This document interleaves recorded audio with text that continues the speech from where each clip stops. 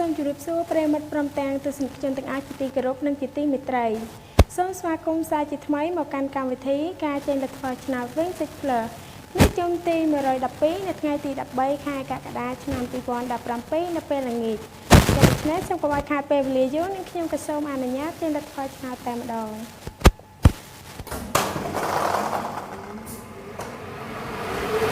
សូមជូនពរដល់ប្រិយមិត្តក្រុមការអតិថិជនទាំងអស់ជួបតែសំណាងល្អនិងជំនះរង្វាន់ធំទាំងអស់គ្នាចា៎នៅពេលនេះលទ្ធផលឆ្នោតបានមកដល់ហើយដែលក្របពីងប៉ុងទី1គឺមានលេខ14ក្របពីងប៉ុងទី2គឺមានលេខ33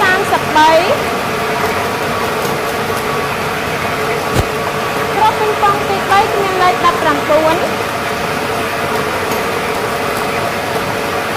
គ្រាប់ពេញប៉ុងទី4គឺមានលេខ07គ្រាប់ព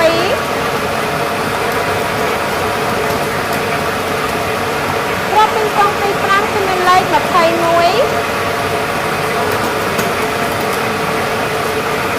្រាប់ពេញប៉ុងទី6គឺមានលេខ29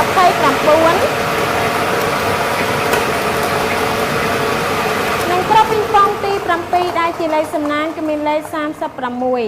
នឹងខ្ញុំសូមបញ្ជាក់ជូនម្ដងទៀតក្របពីងប៉ុងទី1គឺមានលេខ14ក្របពីងប៉ុងទី2គឺមានលេខ33ក្របពីងប៉ុងទី3គឺមានលេខ19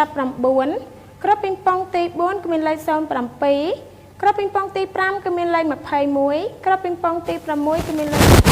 9និងក្របពីងប៉ុងទី7ដែលជាលេខសំណាងគឺមានលេខ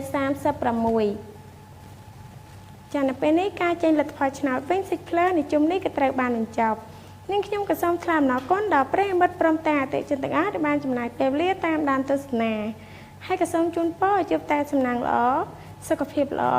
និងឈ្នះរង្វាន់ធំជាមួយនឹងការជាឆ្នោតកីឡាជាតិ